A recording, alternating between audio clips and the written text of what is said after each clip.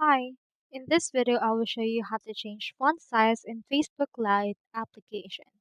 In order to do that, head over and then sign in or log in into your Facebook and to the Facebook Lite application. Once you're in there, click onto these three lines right here, scroll down and click onto the settings and privacy.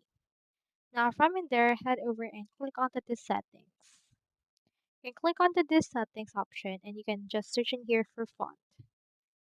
Now in here, you can just scroll down and find in here some suggestions and settings.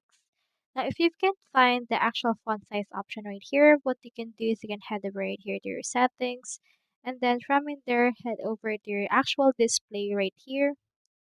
So you can just head over and search as well for display options. So search in here for font, click onto this display size and then let's make it as big as possible or as small as possible.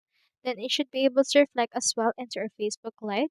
Just refresh the actual application and it should be able to have that. So that's all there is today and I hope this video helped you out.